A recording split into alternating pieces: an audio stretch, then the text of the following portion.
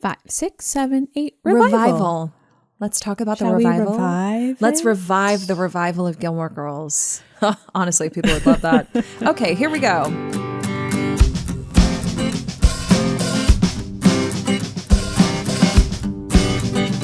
Hi, everybody. Welcome back to Gilmore to Say with Tara and Haley. I'm Tara. This is Haley. Hi, Haley. Hi, Tara. I really like your shirt today. Oh my gosh, it is one of my faves. It's little books with little birds. It kind of like feels like literary Cinderella. With That's what I was going to say. Literary Cinderella. Birds. It's from Rebel and Floor, one of my favorite bookish shops. Love Rebel and Floor. Yeah. I know. Katie's great, but she's actually opening a bookstore. Good for her. Yeah. I think it's called Page 76 or Page 78. It's in one California. of the two. It's one of the two. But I'm obsessed with this shirt. If you like bookish apparel, Rebel and Floor is a great place to get it. Love. I felt like it was appropriate. Put a little book in today's episode. Yeah, why not? I don't know why. Rory Gilmore writes a book in the revival. There you go. Oh, she so does. You're so right. Perfect. That's it. This is her series. So we're here to talk about Gilmore Girls, A Year in the Life today because we finally finished recapping it on our Patreon, Gilmore Revisited, which we recorded the last episode last night, which was crazy to think about. It's so weird. I laid in bed and thought about it for so long last night. You did? That yes, because in April 2022, you and I started doing this thing, which feels like we were different people then. It feels like an entirely different era of the two of us. Mm-hmm. And after having done 157 episodes that were just revisited, not to mention our DVD bonus features era where we paused for the strike. Mm-hmm. We have done this for so long. Yeah. This has become such a integral part of my weekly life, of your weekly life, of our life. And now it's over. Yeah. What? The chapter is over, which is crazy to think about. I don't know that it's fully hit me yet. And I did say to you last night that there's a piece of me that feels like we're going to do something like that again. So I think that's why I'm not mourning it so much. But regardless, even if we do it again, it is that was the first time that we ever did it. I think that also because I'm the Gilmore Revisited person in between the two of us. That's so true.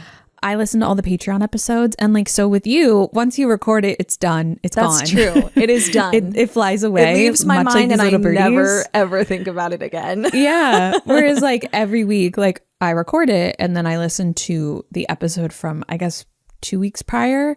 Mm-hmm. So it's I'm much more involved in the process of it. It's a ritual for you, for sure. It is. And it's over. And we have new things coming up, of course, the Rewatch Club, which we talked about last week. But yeah, it's just different. And I cried about it last night when I was in my bed. Aww. Also because I was really proud of us. Yeah. It feels like the first thing that we did that had bookends because Gilmore to Say, we have more to say for forever until you guys stop listening. And with this, it was always going to have an end date. And we did have that part in the middle where we paused for the strike. But then this happened right as Gilmore Girls season is starting. We recorded live with our Vicious Trollops on Patreon, which we do monthly. We do live recaps in front of them. So it's we're recording in front of our besties. And it was on September 1st, which felt so poignant and perfect. Kismet. And we couldn't have planned it better. Yeah. Which we didn't plan it better because we actually missed a day That's and had true. to rearrange our whole schedule. But it actually ended up working out really well. We did mess up a little bit, but it worked out so beautifully. But it worked out better. We got to record Fall Part 1 and Part 2 with our Vicious Trollops there. And having them in the chat is always just such a treat. Amazing. Yeah. If only for the jokes.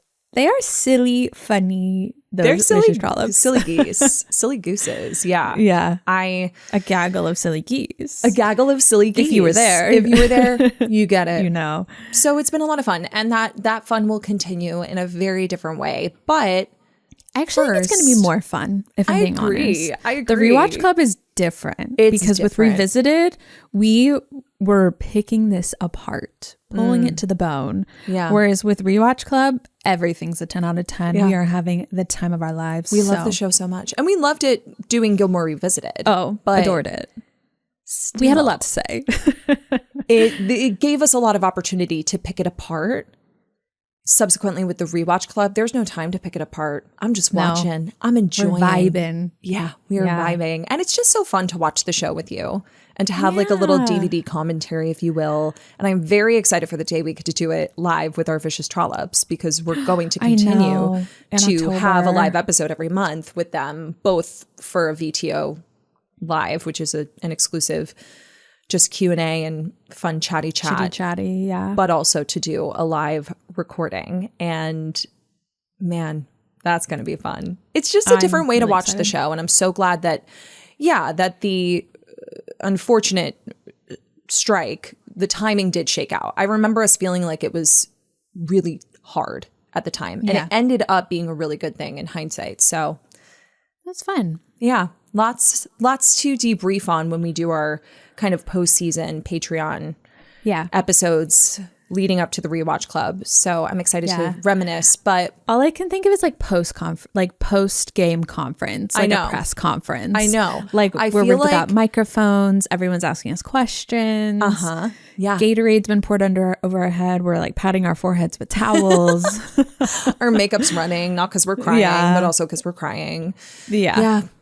Good times. So with that said, as we do with every season that we recap on Patreon, this one's no different. And we are going to do our year in the life recap in review. Obviously, if you want a more detailed breakdown of how we felt scene by scene, you can join us on Patreon. That will still be available, even though the rewatch club will be starting soon.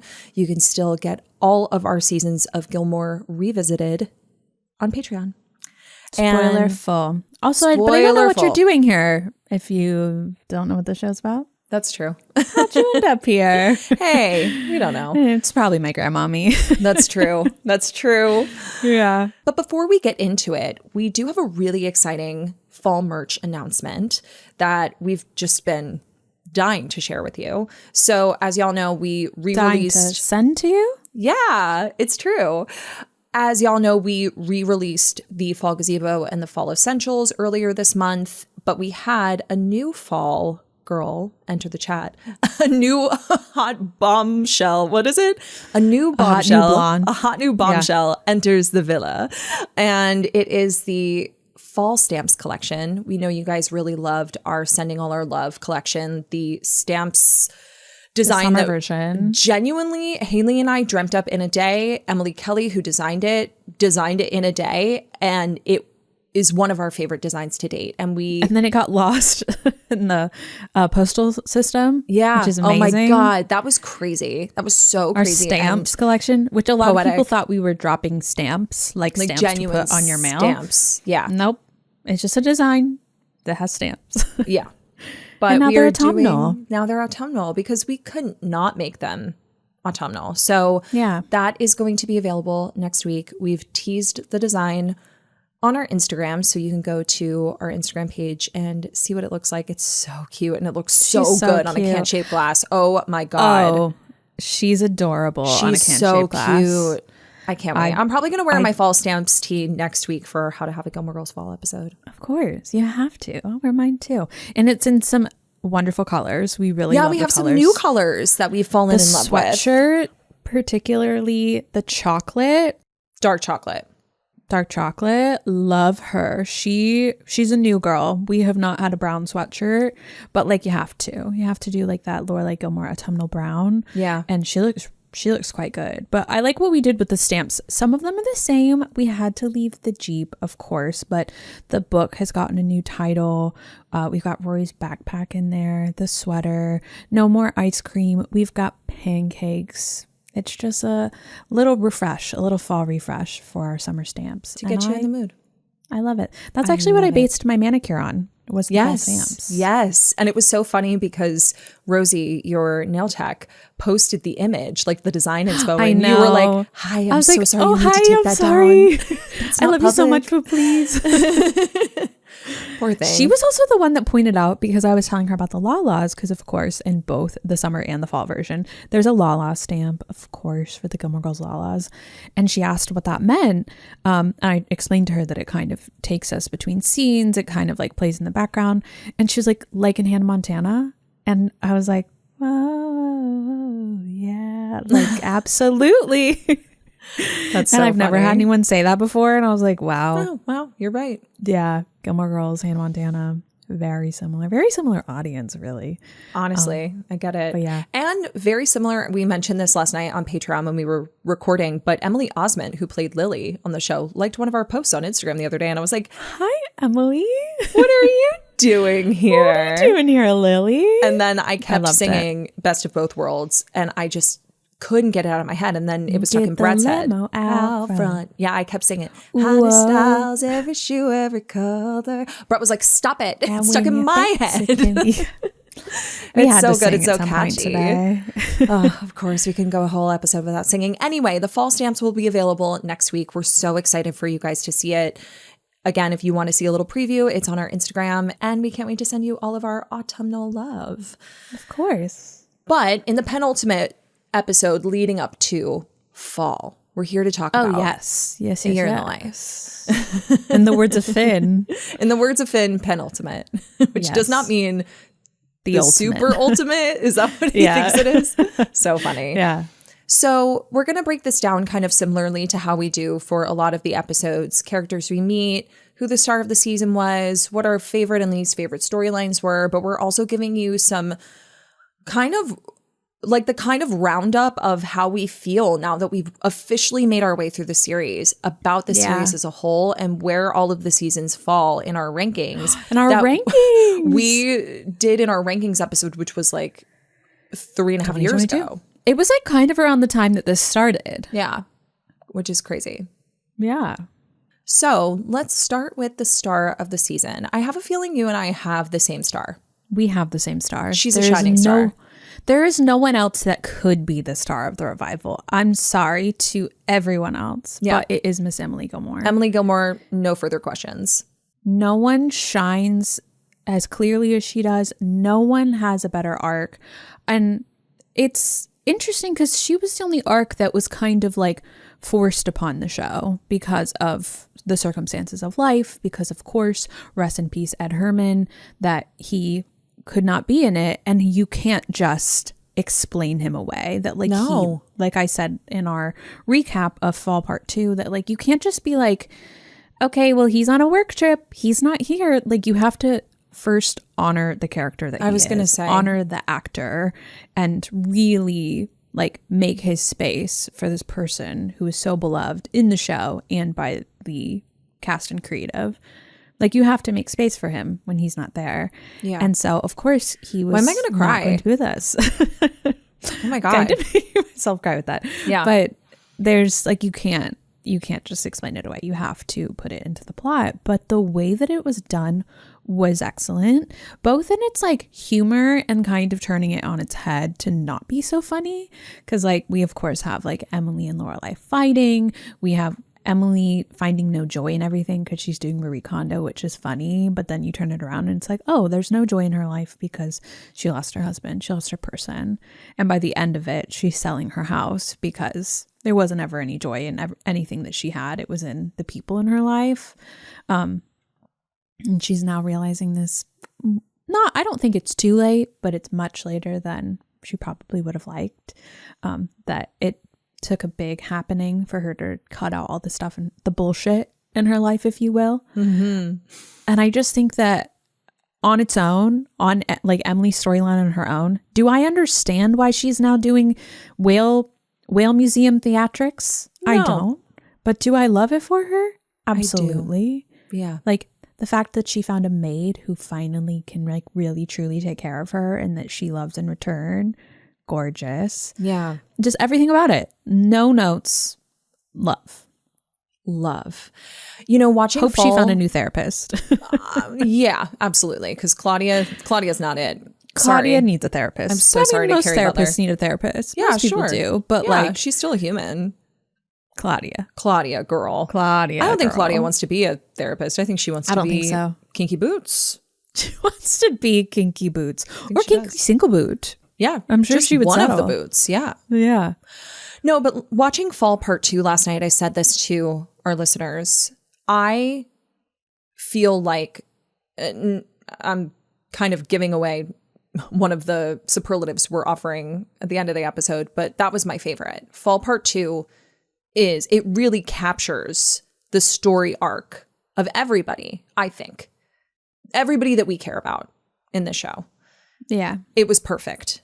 And for me, there were so many moments that I watched last night that I wanted to juxtapose up against moments from the original series. Yeah. Like talking about how Emily can't keep a maid and then playing the scene where she's putting the blanket over Berta's kids or like telling Berta to go back to bed because she's so sick and she's like, I'll make you some soup. That's just... And Berta's like, please fucking don't. You're going to make a mess. Yeah. And then like the scene with Jess and Luke famously at the end of season 3, I'm not going back to school. Or even the one in season 4 where he basically tells him like, you make it so that when people, people mess up, they've disappointed you. And then the scene where Luke comes down in his suit that he's going to marry Lorelai in, and he's like, all right, spin around. And Jess is like, you're hot. You're a handsome man. Like, I just love it. I could have juxtaposed so many moments from the second part of Fall up against the original series to exemplify the story arc that everybody went through. But Emily's is by far, like far and away, the best in my opinion. 100%. Like, I would be very interested if anyone feels differently, like what you think is the best arc if you don't think it's Emily's. Because even just the end where they kind of have that parallel moment of Lorelai coming to ask for money. And of course, Richard in the pilot is the one that's like, so you need money. And in the revival in Fall, it's Emily. And they never could have guessed that they would have that sort of parallel moment, that they could do that where it's an exchange from Richard to Emily. And it's just beautiful. It's wonderful. And I love it. I love Emily. And not to mention Kelly Bishop. Like, round of applause for Kelly Bishop. She what a star. Did so good. And you know, the other moment that I would love to play against itself or get against the revival is the scene with the DAR women and her being like, bullshit. We do this, then we laugh about it, blah, blah, blah. And playing it against who she was in the original series where, you know, absolutely not to take away from the things that Emily did do that were important. And, you know, being a wife to someone like Richard Gilmore is in and of itself a job. But she put so much emphasis on the way things should be done that by the time she gets to that last scene with the DAR in the revival, and she says, this whole thing is dead to me. It died with Richard. I'm like, oof, it's astounding. And that is her. That is her moment. That's her turning point moment. And especially hearing that back from Kelly's memoir about loving that whole moment felt like a playground for her. Yeah. And also in Kelly's own life about like the struggles that she was dealing with her husband's health at the time. That to kind of like parallel and juxtapose that as well. She's a star. She's Kelly, a star. Emily. So good. On the forehead. Yeah. So let's talk about some of the new characters we meet, because we meet a lot of new people, a lot of new faces in Stars Hollow, a lot of cameos that I thought were really fun. So I kind of broke this down between like new characters and also cameos because they were great. Quite a few. The first one I put down was Petal the pig. Petal. Oh my God, I forgot to put Petal's Petal. a whole character. I love Petal so much. What a cutie. The next character I have written down is Paul. I literally put in parentheses. Sarah. Forgot about him. I was like, okay, she's going to say Donald. I actually went in order of appearance because I went back through all of my notes.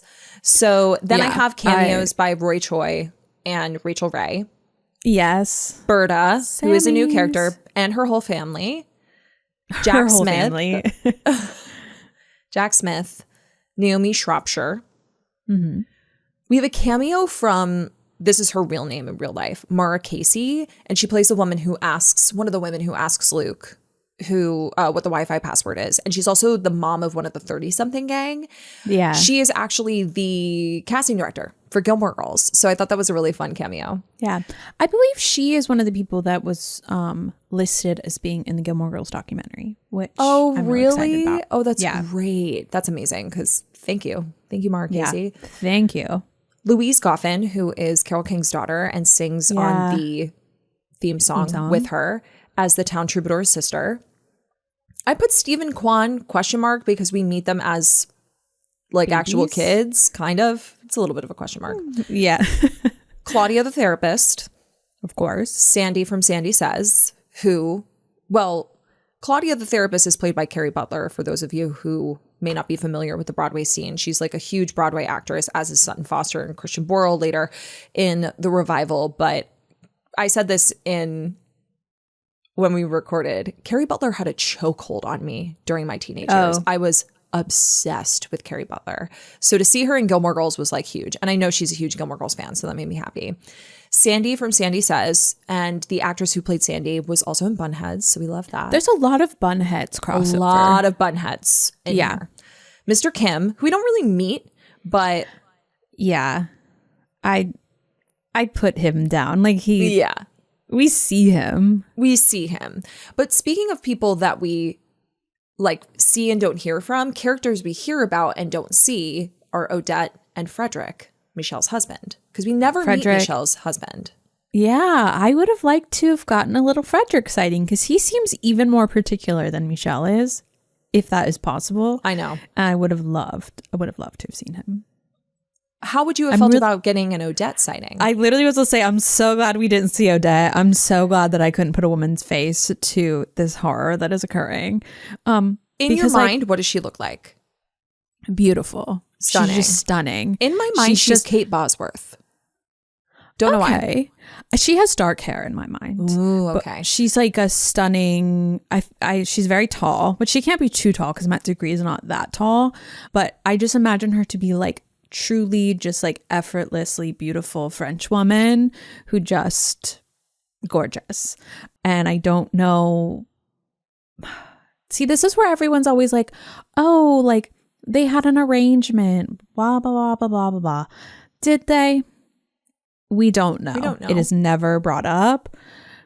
But for all intents and purposes, she really likes this guy. And she's not seeing anyone else. And she's busy being a French heiress and whatever it is she does. I'm sure she has an incredible life and she's very smart. And I don't know. Yeah. Maybe it's also her making own a lot of plan. assumptions about her. But I just don't want my assumptions to be bad. I don't want to cotton candy shame her. I don't want everyone just not like her because she's blonde. I bet she is blonde, actually. You know, I bet she's like Parisian blonde. Mm-hmm. Yeah. Anyway. We hate blondes. Oh, notoriously. But, yeah. Feeling really good about myself right now. Donald. We meet Donald, played by Sam Pancake, who's a good friend of Lauren Graham's. Yeah, I love that he's in it. I love that she got to pull her friends into this show in many different ways. Paris's kids, Jim from Condé Nast, who's played by Dan Bukatinsky, who was in Scandal with Liza Weil, who plays Paris. So I love like all of the crossover here. It was really well done. Same. Ida Friedman, who's a shark. And she shows Luke around. Emily hires her to show Luke around for expanding Luke's. And she was also shaped in like a teacup. Yeah. That was really funny. We get a cameo from Mae Whitman. Love. One of my faves. Yes. And Mae Whitman, and also, I don't remember what her name is, but Scott Patterson's wife. Yes. She's there as well. She's also there. Forgot about that. Yeah. Pat. Now we're in summer. Oh, I know. Now we're in summer. Talk about that later. The whole 30-something gang featuring I don't know why I think that she's their leader, but she is totally their leader because she's blonde. Exactly. She plays Imogen on Maisel. The Marvelous Mrs. Maisel. She was also one of the leads in Bunheads. I forget this actor's name. Bailey. She was a bunhead? She was Bunhead. Yeah. Oh. Mm-hmm. And then she time traveled. Her first name is Bailey. I forget what her last name is, but she's I love her in The Marvelous Mrs. Maisel. I can't wait to re-meet her. Yeah. Nat Compton, the composer of the musical. Yes. How did they meet? Strange. How did he and Taylor meet? I don't think I want to know. No, I need to know. I need to know. Yeah, I don't know how these two became pals. And then we meet Violet and Carl, who are Sutton Foster and Christian Borle, respectively. Who are in the musical. Who were the leads in the musical. Now, I never put two and two together on this because we did talk about Amy's connection to Broadway. We talked about her at the time doing a potential adaptation is the word, of Gypsy. She was in talks to do that shortly after the revival. But what I never put together, and we did talk about this, is that she and Dan produced the Broadway revival. Violet. I think it was a revival of Violet. Who played Violet? Sutton Foster. Sutton. Now her name is Violet. Yeah. Never put that together. We talked about that, didn't we? We talked about the fact that they produced Violet, but we didn't talk about the fact that she was the character's name was Her Violet. name was Violet. After playing and who worked Violet, on that? Didn't Janine Tesori work on that? I don't know. I'm pretty sure Janine Tesori worked on that. Yes, we did talk about that. But I'm just now putting all of the pieces together that Sutton Foster's name is Violet in the revival after she played Violet on Broadway, which Amy Sherman Palladino co-produced and invested in. Yeah. She did the music. That's how I remembered that. That's we how they talked got about that. Connected. Yeah, we talk a lot about how the musical came to be, like the lore of it, which I have some notes on a little later. Yeah, we'll talk about it later. Esther and Charlie, and the actor who played Charlie, whose name I believe is Charles. He was in Bunheads. He was also in Gilmore Girls. And Christy sent us a voice message about where he was in Gilmore Girls. He plays the priest, reverend, that they bring in the Reigning Lorelai in season 4. When he's like, remember, like Gran makes her own arrangements, yes. and he's like, "Didn't I just bury you?" When he meets Lorelai. Oh my gosh, that's who Charlie is. Love. But what I love as well is that Jackie Hoffman, who plays Esther, is absolutely incredible. Love her. But she was in Hairspray with Carrie Butler, who plays Claudia the therapist. She played Carrie's mom. Carrie played Penny Pinkleton in Hairspray. Jackie Hoffman played her mother in the original production. And then they also went on to do Xanadu together in 2007, which, what a bop, what a banger. Love that show. And Hairspray. Love those shows. And I love that they're both in it. Me too. It's really fun. And then we meet Stanley, a.k.a. George Bell, a.k.a. the bailiff. No, that's George Bell. That's Professor You can call George him Bell. Stanley, but it's George Stanley Bell. Yeah. Bailiff. Bailiff Professor George Stanley Bell. Bailiff. Professor Bailiff. George Stanley Bell. The third. Yes. Famously. We meet all the Wild Gals who did have some cameos in the original series. I do too. They're great. Tara knows a Wild Gal. I do. We Stephanie talk Bast. all about it. Yeah. Stephanie Bast. And then there were fun facts about a bunch of these women. One of them was in Bunheads. One of them was one of the maids in Gilmore Girls. So I just love how clever they were about like handpicking people. And speaking of clever, the cameos of the park rangers being Jason Ritter and Peter Krause from Parenthood. At the time, Peter Krause and Lauren Graham were an item. They are no longer. But Peter Krause played her brother in Parenthood, and Jason Ritter played her love interest. So I loved it. I love. So good. This is like so strange, but I always compared her, like Jason Ritter as her love interest in Parenthood as like her Max for some reason. I don't know why. Wow. I have to watch that again. I haven't seen it in years. I know. So good. I'm due for a little rewatch. Yeah. I love that show. It was very reminiscent of Brothers and Sisters. Yes. I started watching Brothers and Sisters as well because I loved Callista Flockhart and Ally McBeal. Like Ally McBeal is one of my probably top 10 favorite TV shows. It's just like a comfort show for me. And so when I saw she was in... What? Sally Field. Is in Brothers and Sisters? She's the mom. Oh, she is? Brothers and Sisters. Is she not? I watched the first episode many years ago, and I never made it past the first episode, so I actually don't know. I also love Sally Field. Yeah, Sally Field. Love. Yeah, she's mom. No, I love that show. It used to come on after. I don't remember what used to come on after, but it was definitely like a show that was like too mature for me at the time. Yeah. But like my parents didn't really, they were there. They didn't really Do you think care it came on after Grey's Anatomy? No, maybe I can't remember what came on after Grey's Anatomy, but it definitely by like when like it was Thursdays, it was like Shonda Thursdays because it was like Grey's, Scandal, How to Get Away with Murder. So I don't remember what it was when it was on Sundays. It used to be on Sunday. Used to be a big TV time. Did I say that Dan Bukatinsky was in Scandal? Was he in Scandal or How to Get Away with Murder? He was in Scandal. No, he was definitely in Scandal. He was, you're so right. He was Cyrus's the reporter. husband. Yeah. Yeah.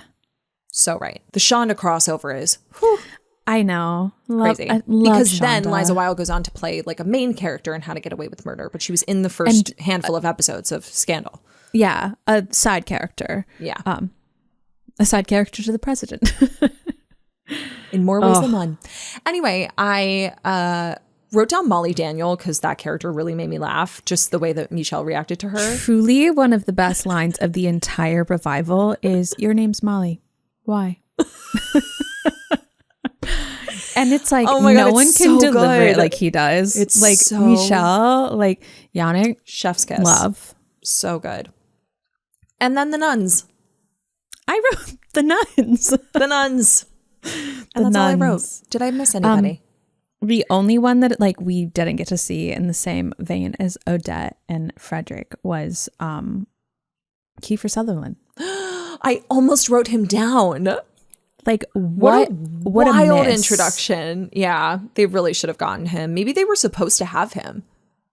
Could be. Like that's really like the hard part here is that like knowing enough about the creation of the revival and how it all came together is that there was not a lot of flexibility in what they could do, and like the scheduling and getting all of these people who were part of different projects all in one place at the right time, like all of the right people available on the same day to tell the story they wanted to tell.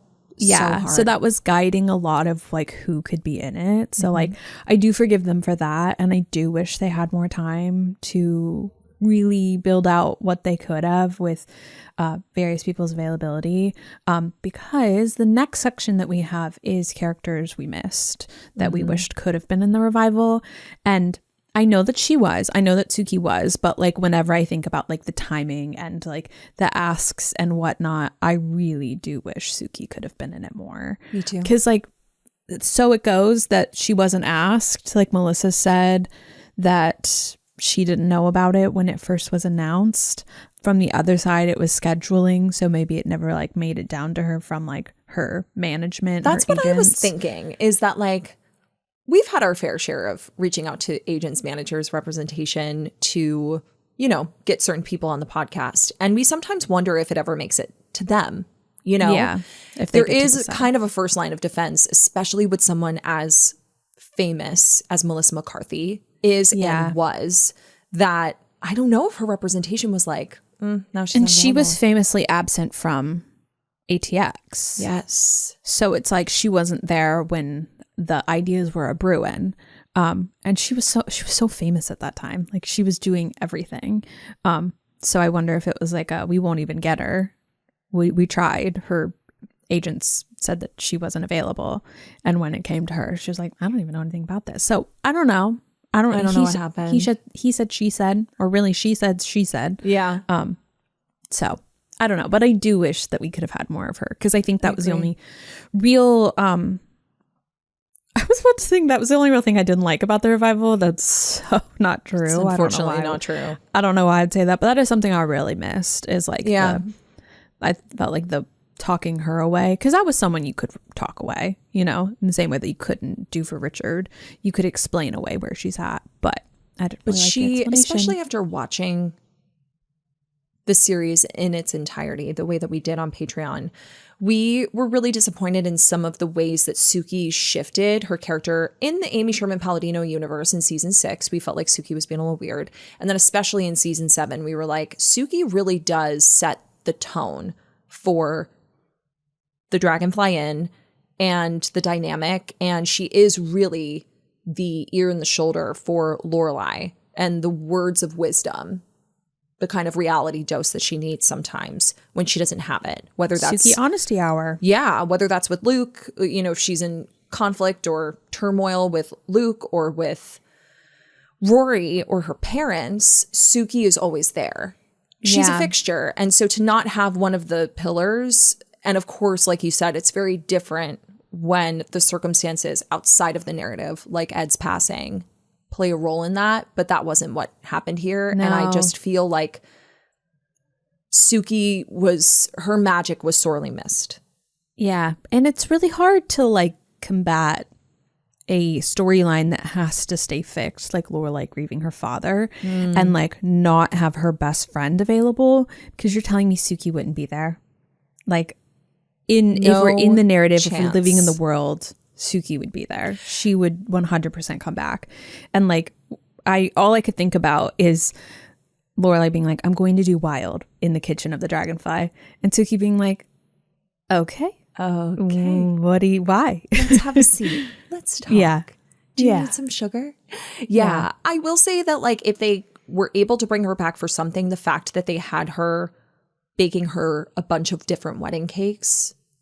Perfect. Was chef's kiss, if you will. Literally.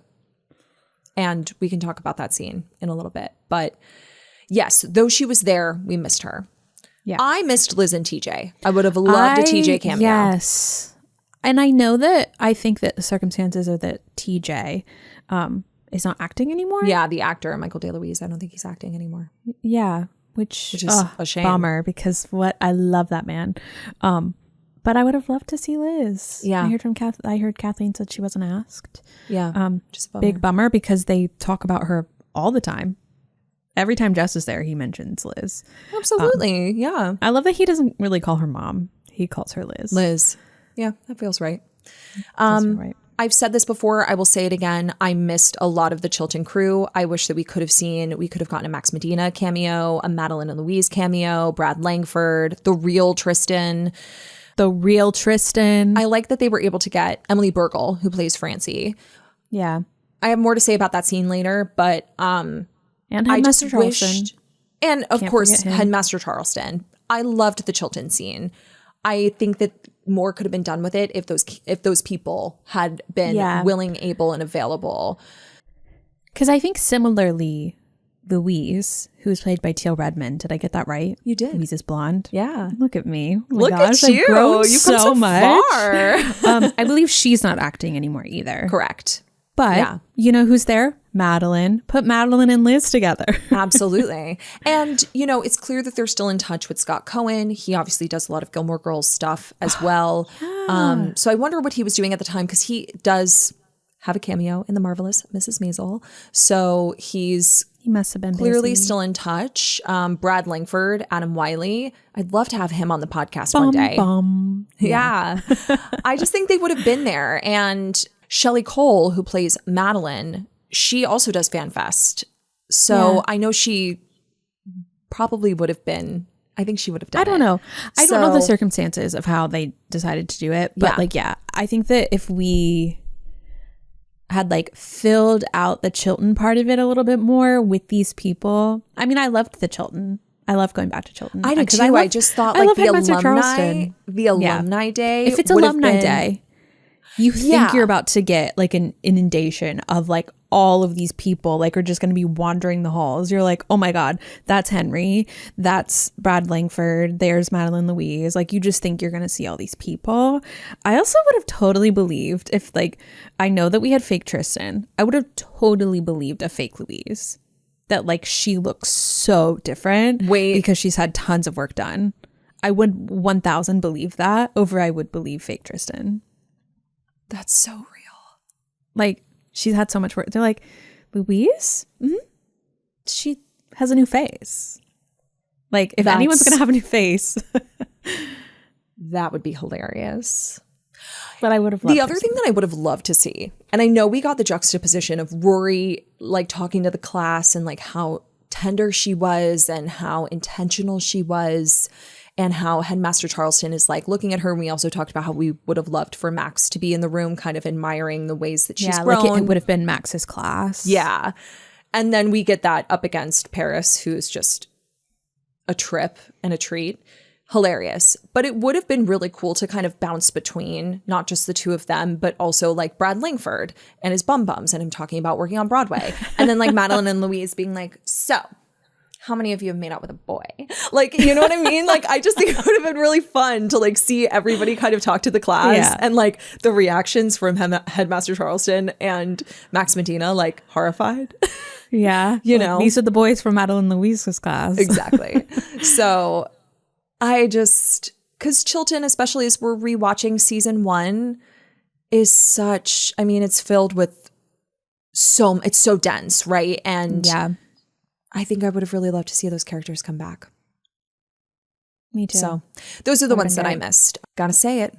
Dave Rogowski. Dave fucking Rogowski. Like, I know that Adam Brody's busy. I know he's famous, whatever. But we needed him back. Even just to be playing at you're telling me if he wasn't just playing at the secret bar, contextlessly, there was too many letters in that word I just said, I would have believed it. If he's just playing there, I would have accepted it. Yeah. I don't know. It also would have been really cool to see Adam Brody come in and have him stand next to Gil. Like when they come and like they have band practice, just like kind of no explanation. He just comes in and he's rocking with them. I would have needed more explanation. Of course, we would have needed it, but I would have been fine without it. If we just get a glimpse of him, would have loved it. Yeah. Writing we bring Dave Rogowski instead of Nat Compton. Yeah. We so bring with you Dave Rogowski back to write it. So with you on that. Yeah. Anyway. Speaking of the musical, the real Tom the Contractor, because he would have hated that musical. Even though it was the real Tom the Contractor. No, it was. It was the real Tom the Contractor. It was the actor. Him. Yes, of course. He never would have. He never would have fallen for this. He would have been like, "This is the worst thing I've ever seen." Yeah. I should have built the set. Yeah, exactly. Or he did build it, and it's like they're misusing this. I built because when she calls it a lazy Susan, the rotating stage, he should have been insulted. I built that. He should have been insulted. Yeah. Yeah. I missed Nora from the DAR. Nora, our favorite DAR lady. Nora, her little British accent. Yeah. And honestly, the real Rory Gilmore. Ooh, shots fired. Wow. Okay. I missed her. So, you know who else I missed that was actually in it was Mrs. Kim. I wanted more Mrs. Kim. I wanted more Miss Patty. Yeah. I actually have things we wish we would have given more time to, which was not a category we agreed upon before this, but I was just thinking about as I was talking to myself, I guess, in preparation. Me and all my personalities were having a conversation. That I like wish we would have had like more Jess and Rory, more Patty, more Mrs. Kim, more building Lorelai's wild journey, like all of these things that we could have given time to in lieu of some of the other things that happened. But I put Mrs. Kim because I missed her. I missed like who she was in the original series. Yeah. And also I'll agree. On that note, I miss Logan. We got Yucko. Yucko Huntsberger. Famously. Logan Yucko Huntsberger. Yeah.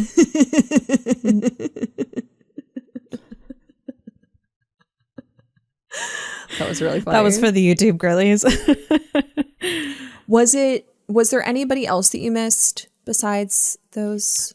No, I had all those people on my list. Because I will say, given everything that they had to work with and had to tackle in doing this as quickly as they did, production-wise, they got a lot of people to come back. They got a lot of people. Yeah. They got so many people. They were really able to fill that town and fill the story.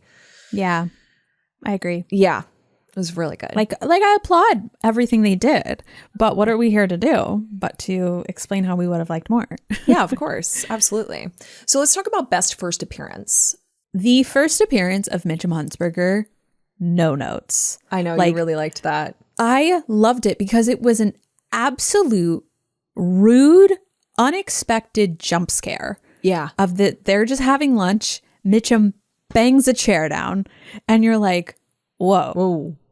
Oh, you're in the conversation now, and that is so him. Like I was like, if we could compare like a first appearance to relating it to the character, his was the most in character. Yeah, that's so fair. That's fair. Loved it. The first one I wrote down was the reveal of Lorelai Gilmore. It makes me cry every single time. Her sitting on the steps of the gazebo makes me cry every time. So good. So good. And the reveal of Suki, which we talked about extensively last night. In keeping of like the reveal, like in character, her reveal is also very keeping with her character. Yeah. Just like standing up, sending the buttercream across the kitchen. Yeah. Perfect. I just made me cry. As soon as she walked in the kitchen, I started sobbing. The Mitchum didn't make me cry. The Suki, it did. Yeah, for sure. And I really, really loved the reveal of Jess. Loved the reveal of Jess because it like that one really felt like a scene parallel to when Jess meets Rory and like walks into her room. She's on the computer, but now he walks into the Gazette and she's on her very old computer. Oh, yeah. So good. So good to see that man's face. Loved it. And his arms. Yeah. The reveal of Logan was incredibly disappointing. Like, it was great. It was really good in the story. Yeah. You weren't really expecting it. No, it was very unexpected. Like, it was unexpected and you were like, no. But I still, in 2016, when I watched it, loved it. Yeah. The other two that I had, Paris, like the build up to like her coming out and like hearing the chatter and like the fearful firing of her assistant before we actually see her. Love it. And then the other one is Emily. There's literally no fanfare. She just like walks into the scene and it just feels like, I know. Emily. But yeah, love her. I told Tara, I was like, Mitchum, Jess, and Suki have never been on the same list together in the superlatives, but here they are. Fit here. Yeah. The other one I wrote down was Miss Celine. Oh, I was not expecting that. Yeah. She just comes down the stairs and I'm like, you're still here. In the words of Luke, how old is this woman? Yeah, correct. Completely. Love. So let's talk about plot holes. And we're going to kind of piggyback that on flashbacks we wish we saw, because we did get a flashback, of course, to Richard's funeral, which was so appropriate. But there are some plot holes. I don't know that these two things will be in the same category, like certain plot holes that occurred that maybe we didn't need to see a flashback on. I don't know if you'll feel the same way. And like some of these plot holes are as a result of the time gap, because there's been 9 years since, what is the show called? Gilmore the original Girls. Series. But like since the original series, since season 7 to now. And some of the plot holes is genuinely because of the amount of time that has passed. And you're like, what? How? This feels like a life plot hole of like, really? You guys have not talked about this?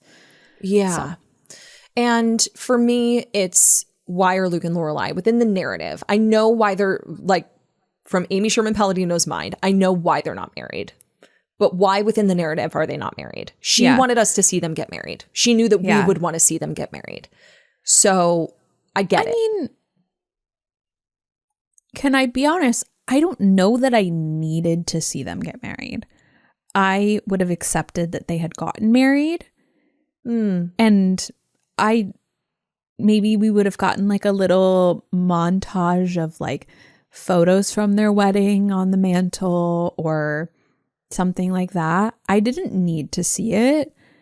I kind of personally would have rathered that plot hole to be closed, because you're telling me that they haven't really thought about getting married in 9 years since they reunited in Bon Voyage, supposedly. I guess that was like the mark of the beginning of their relationship. And they haven't talked about kids in all that time. Yeah, them not talking about kids. And it also feels like a plot hole a little bit that this is the first time that Emily has really like gotten on to Lorelai is the wrong way to say it, but it's really what Emily does. Like nitpicked her that she has a roommate and not a husband. Like I feel like they're hitting year 4, 5, 6, and she's like, oh, when's the next guy showing up? Because this guy isn't going to marry you. Well, I imagine she has said it in the past, but maybe not as like, poignantly, because now she's in grief and she's a little spicier. She's quite spicy. Yeah, which reasonably so. But did you have to see them get married, because the thing is it's so small. It's just, it's reflecting light playing. And it's really just like kind of this dream sequence into a wedding that we don't hear. Yeah. For this scene that's pretty quick, that really only sets up for Lorelai and Rory to be sitting on the gazebo the next morning. You know, it's tough because I understand why Amy did it and why she felt like the audience as a whole needed to see them get married. I wonder how us as an all-encompassed audience would have felt about seeing maybe a vow renewal instead. I literally was just thinking about that. Or would it have been too reminiscent of Wedding Bell Blues? I would have loved reminiscent of Wedding Bell Blues, admittedly. Like, you're telling me like Lorelai doesn't go off do something like wild, and then she's like, I'd like to renew our vows. I could get on board with it. 9 years of maybe they got married like 5 years ago. I don't know. Who's to say? Yeah. I could have done with it ending in some other way. Because I don't want to lose that scene. I loved that scene in Fall, but I think a vow renewal maybe would have satisfied that question mark over this weird, as we've spoken to many times on this podcast, like frozen in time kind of vibe. They really are, yeah. You know, and on that note, like, what happened to Rory's trust fund? What happened to Rory? Like, what happened to Rory's trust fund? That is such a good question. You know, we never really address it, and it is a major plot point in not only season 1 with Gran, but also Richard mentions it in season 6 in Welcome to the Dollhouse when is it Welcome to the Dollhouse? It's when he's standing like, with we can give her trust fund. Yeah. And he says, I can adjust the terms of her trust fund. So it's like, where did that go? Why aren't we talking about it? Where did it go? Yeah. I think that might be, that might have been at the beginning of her birthday party episode. 21 is Loneliest. Yes, you're right. Is that how that opens? Yeah, I think so. Yeah. So it's, maybe she spent it all on London plane tickets. Or maybe she spent it on trying to survive amidst not really having many jobs. We kind of don't get. But that just doesn't seem like Rory. I know. I agree. I think that's kind of like the whole thing with Rory is she doesn't really seem like Rory. This is plot hole, but also included later in my like worst storyline conflicts. And for me, it's really Rory's career, because I think that maybe at the time it comes off as like lost person trying to figure out what they want to do. It's not working for them. But like this is like kind of giving like squandering privilege, because with Rory, she was the editor of the Yale Daily News. She had her first internship with Mitchum Huntsberger, which really means something in this business. And not only that, Mitchum named her as like having given her first internship in the Washington Post. Wasn't that what the newspaper it was? When she called to try and get it redacted. And it was like, she was like, I think so. She was like, it's true, but like, she's like, we're not giving a correction on what this implies. And like that, she went out into the world and then just like couldn't get a job. And I know it's hard to get a job in journalism, but like Rory's just like ignoring digital media and like the new opportunities that has brought. Yeah. It just feels like, really? Like, no, I'm with you. That's all you've had to just one talk of the town piece? Really small? It doesn't feel right. Like it feels like that's not the Rory, especially as we're going through the rewatch right now, the rewatch club. And Rory's in season 1 and she's like so determined. Like I like where we get. I like that eventually she's writing a book, but like I wish we didn't have to go through so much just like I don't know what word I'm trying to find, but just like she's just not doing well. Which I think is okay. You know, I agree with you. I don't though. Like I think that she needed to be doing really well. I think that there's something to be said that like she just feels like she kind of just blew up her life. Like if she has a trust fund, she doesn't necessarily have to focus on things that are going to bring her a lot of money, but she could be focusing on like building her portfolio, making these connections, meeting people. I don't know. I just feel like the fact that she was just like journalism didn't work for her is more reflective of Rory than it does of the industry. No, I agree with that. But I think that was the intention Amy went into it with, is like, she's just, all of this ambition that she has is kind of missing from this character that and I think that's what people were frustrated by, is that like, that doesn't feel like Rory. But I would have more so believed if she had a job, like working for, she was a staff writer somewhere and she had lost her drive. She was just phoning it in and was doing this job, and like maybe had gotten to a place where she felt like she should feel like she was successful, but just like was not into it anymore, and like didn't know how to be like, hey, I've worked for this my whole life and I decided I wanted to do this when I was a teenager and I just don't want to anymore, and she feels like trapped in it. I feel like that might have been more believable than like this Ivy League educated girl who has nothing but connections, just couldn't do it. Yeah, I see what you're saying. I'm torn because I do really enjoy this idea of like, as we've talked about many times on this podcast, it's never too late to pivot. It's okay. Definitely. It just sounds like you wish that she had gotten there a little differently than the narrative. Yeah. And I think it's in part because of that interview that Amy gave of like, people are focused on her boyfriends. Why is no one thinking about whether or not she was like shortlisted for a Pulitzer, what paper she's working at? And it like leads you to this like idea that she is going to have had a lot of success or like be succeeding in journalism. And she's not. We don't get any history like that, any work history, because like, not to like jump forward to flashbacks, but I kind of wish we got more of a work history from Rory. Like and it's not to say that like people who can't make it work in journalism, like that's wrong. It's specifically Rory Gilmore and like where she came from, like her education, and like maybe it's that like it doesn't matter where you come from, maybe it's just not working for you. I just don't believe it from this girl. Yeah. It just like wasn't a believable storyline, especially as I've gotten older. Yeah. I talked about it with Carly Fortune too, because she has a journalism background. She studied journalism. And so like she was like, this could have been such an interesting storyline if they had had someone on the writing staff who worked in journalism and like could have bolstered that up. But it was just such a bland, boring storyline when it's like such a drama-filled industry. Yeah. I thought that was an interesting perspective too. Yeah. I think that Amy really wanted to touch on the idea that someone like Rory Gilmore, who was really praised as a teenager and as a young adult, and given everything that she could have possibly done to set her up for success, still led to her falling on her face a little bit. I think that's the story that Amy wanted to go with. And I think that's why she kind of was like, realism be damned, Yeah. This is where I'm taking the character.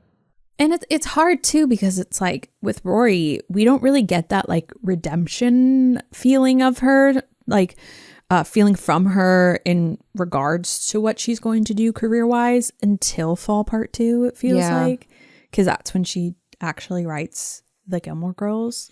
So I think it's because like it took so long to really get there. Yeah. And we don't like feel like we're rooting for her until that point, but we do get the idea, obviously, for the book. We get her doing the research. We start to see her reemerge. Ambition, reemerge a little bit.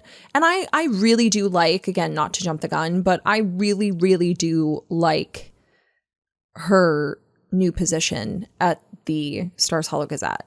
Me too. I love it. And I think that's why I really wish she was in another job and fucking hated it. Hated it. Like, I have been in a job where I hated it so much that I would rather go do something for free than be in this job. Yeah. And I kind of would have loved to see that from her. Like, I literally can't do this anymore. Yeah, absolutely. I could totally see that as well.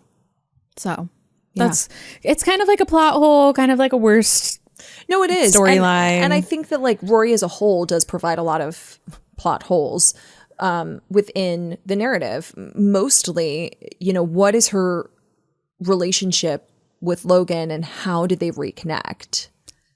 Where did you come from? Where did you go? How did they reconnect? How long have they been reconnected? When did they decide they were going to start sleeping together? At what point was she going to, at what point did she find out about Dad? Yes.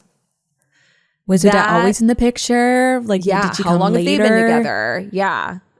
We talked about this on Patreon that like we kind of want to know where that started. And then subsequently, what about Paul? Why is he there? Why have you been with him for 2 years?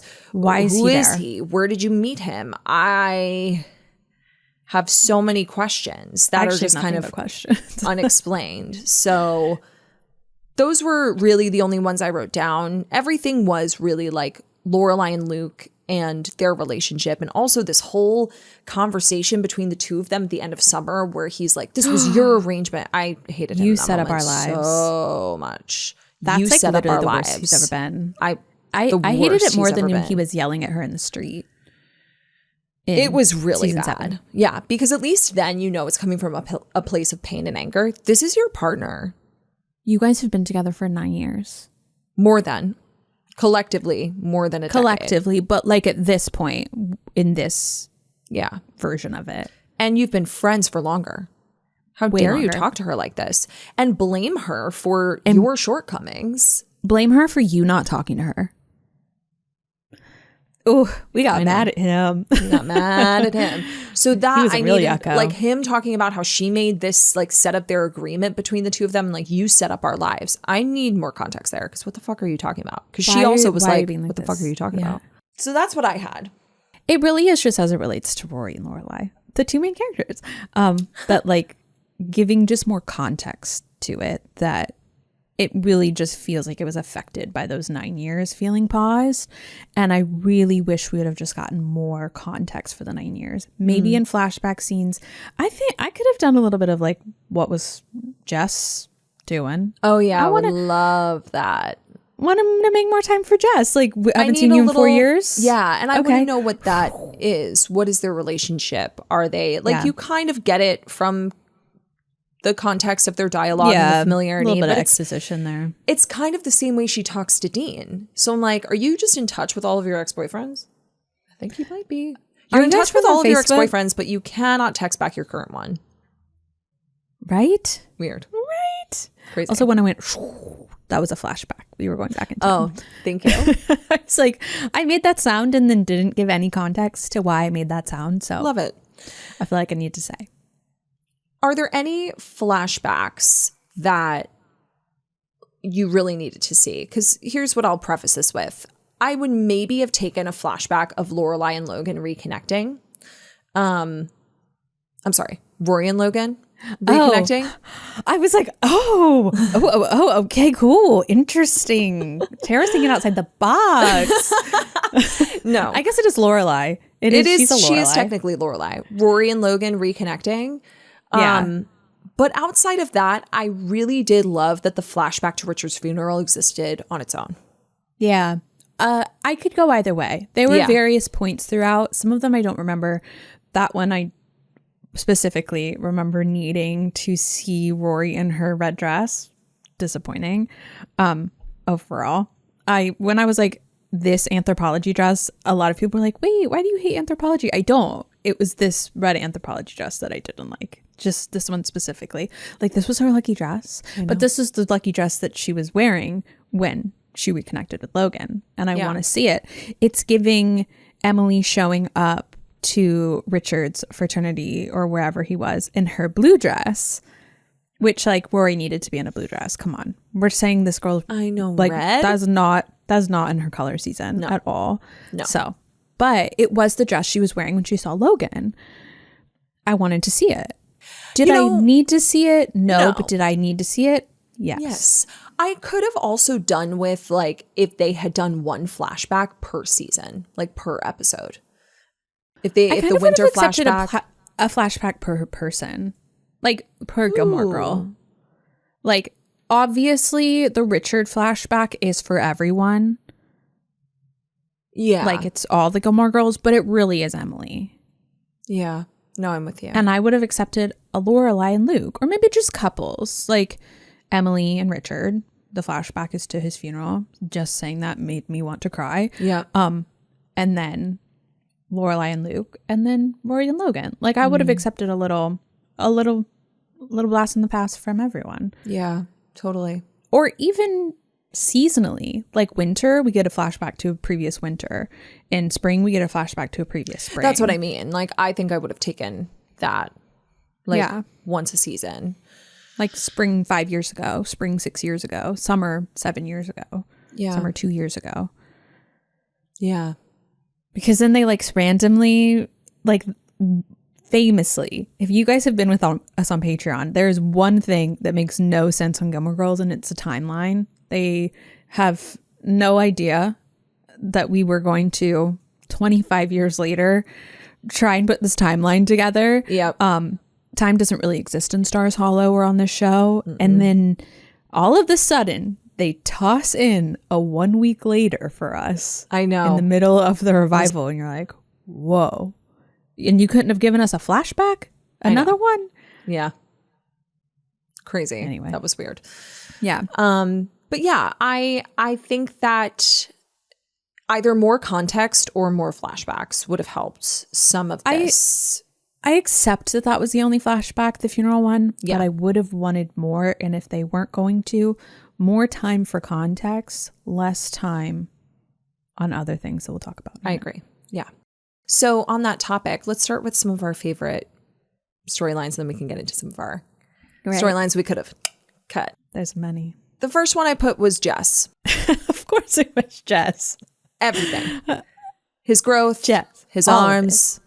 I just love his growth. You know, honestly, seeing him in the revival is great, just as a Team Jess girl. But I think that seeing the relationship he has with Luke and the way that has expanded, the expansion, Suki, it's had to really, really beautiful.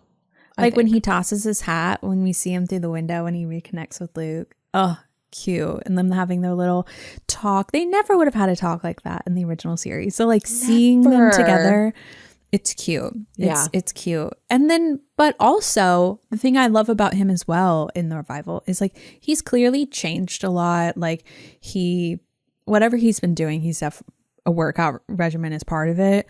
But like, he's definitely changed from who he used to be. Yeah. But then we get his last moment. His last moment that we see him is him seeing Rory Gilmore, and you're kind of like, but you've also not changed at all. Like there's like this element to it that it's like inside of you there is still a young 17-year-old boy who saw this girl, who saw you, maybe the first person who really saw you, and or as much as you would let her see of you. And I don't want to talk to anyone else. I don't like anyone else. And you see her through the window, and you probably see the version of her that she used to be. And she's not that person anymore, and you aren't either. So you leave. But it's cute. I love it. No, I felt we didn't give enough time when we talked about it in our recap of like the look through the window, because I'm kind of joking about it because everyone was saying I was Team Jess, which I'm not. I'm not Team Jess. But I do love that moment. I love that moment. I love Jess as a character. I'm not on that team. I don't play for that team. I don't have the jersey. I don't wear the uniform. You don't.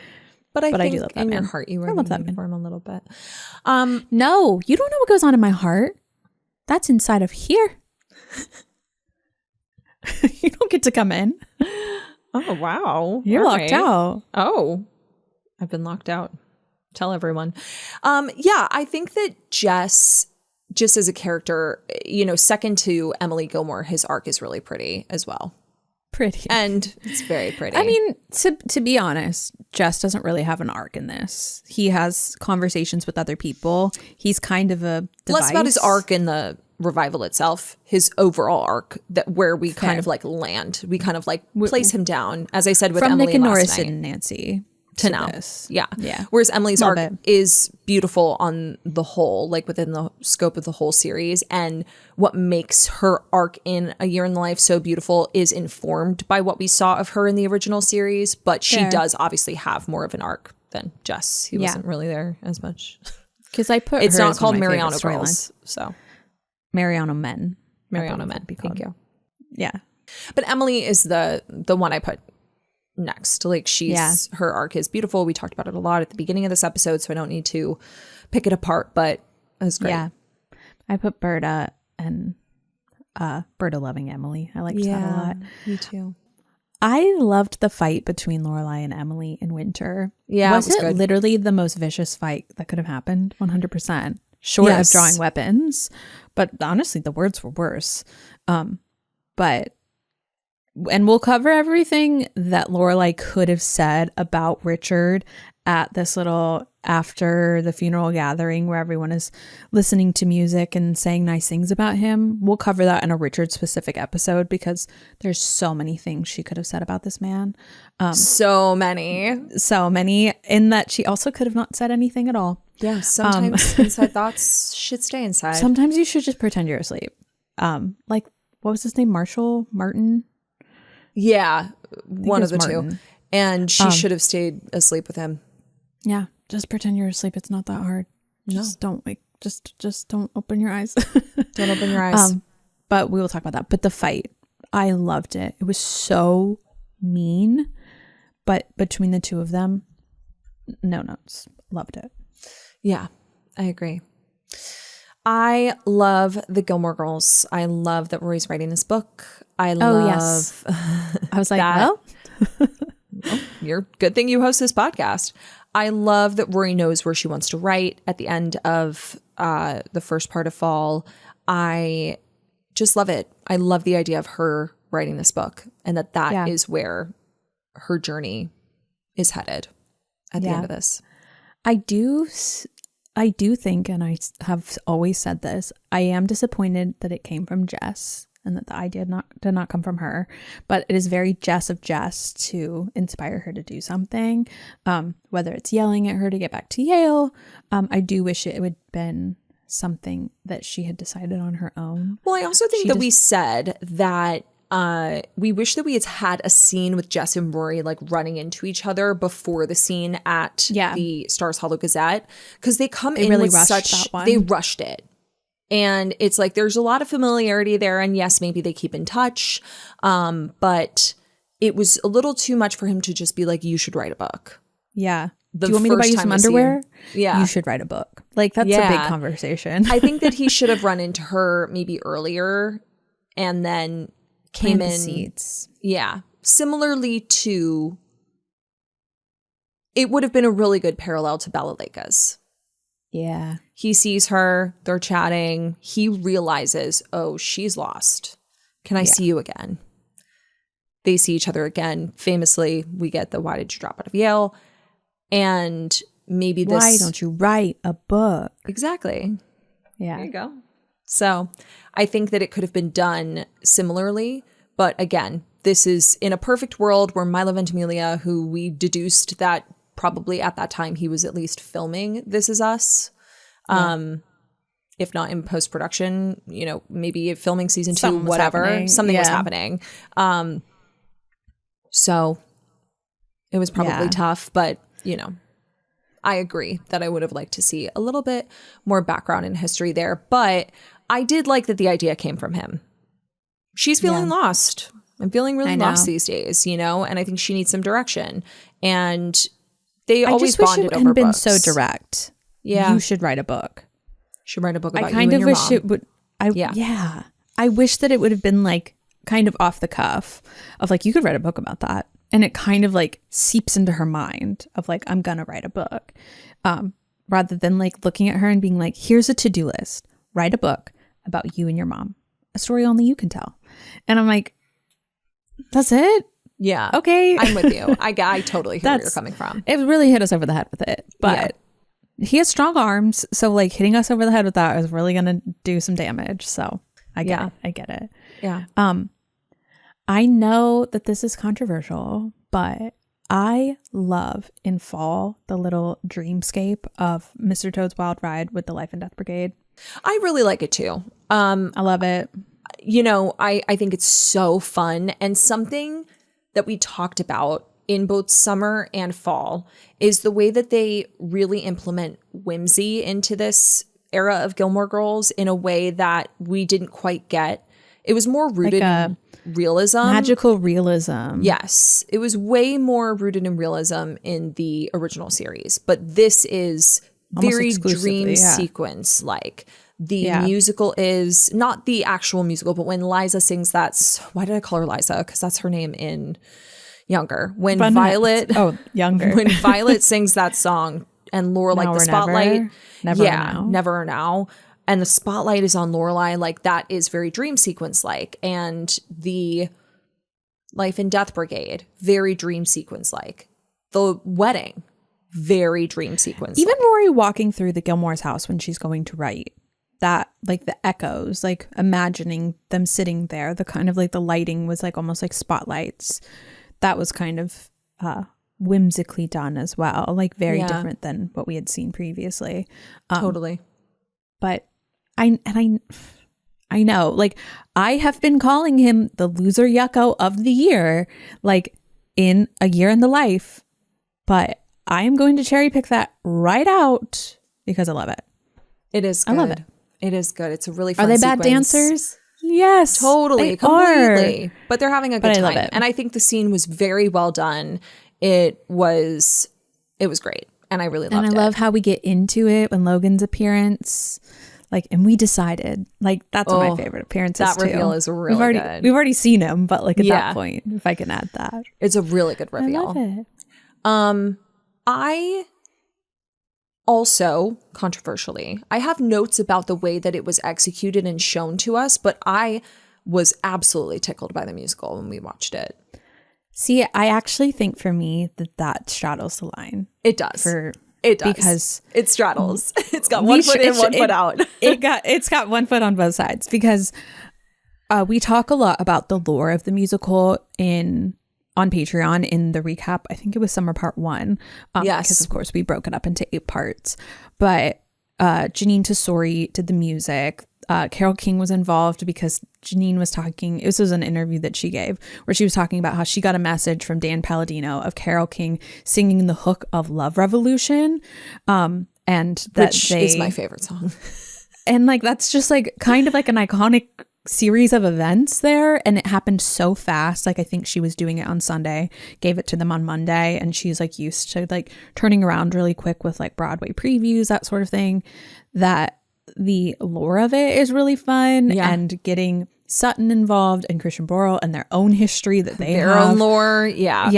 It's like really like a theater lovers, Broadway babies sort of perfect joke. It's great. The songs are horrendously fantastic. They're so funny.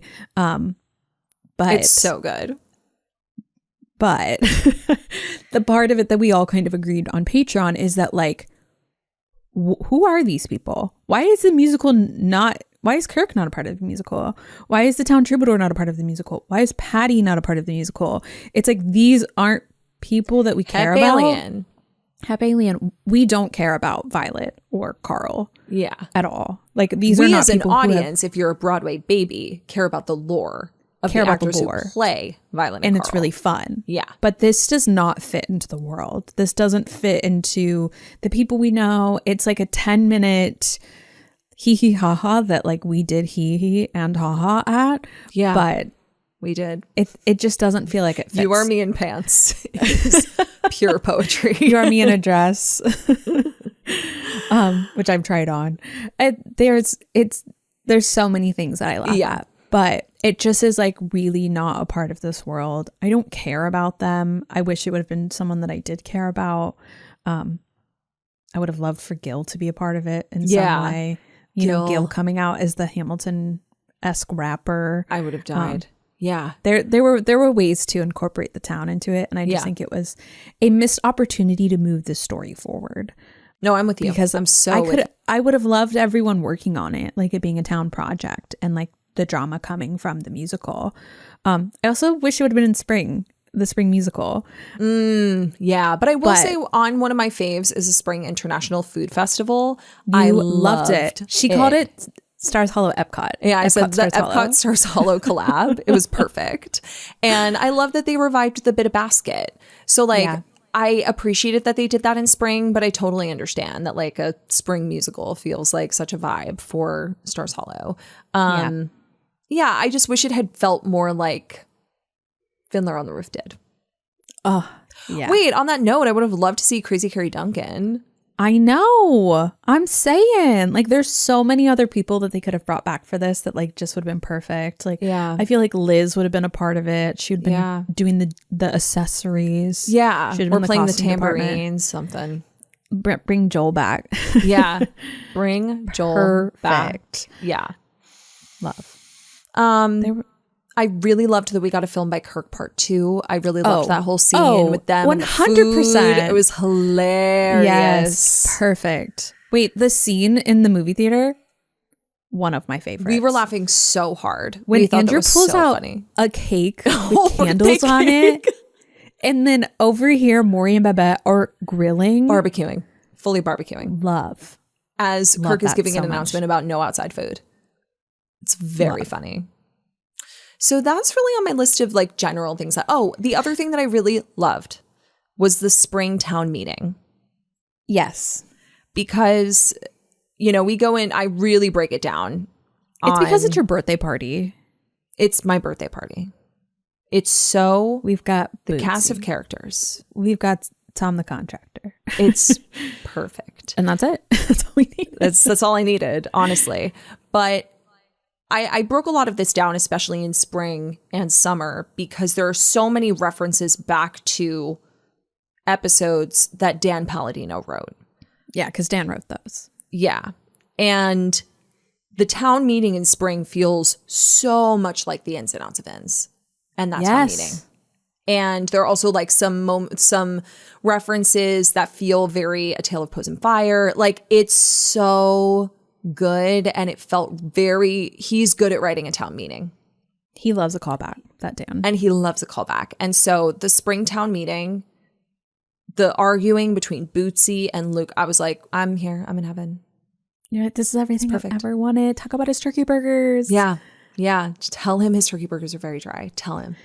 It also made a lot of sense that Dan wrote If This Is a Sandwich. He wrote the filling because it is more Rory forward. Like it's more about Rory's journey because he's always felt a strong connection to Rory that Dan has.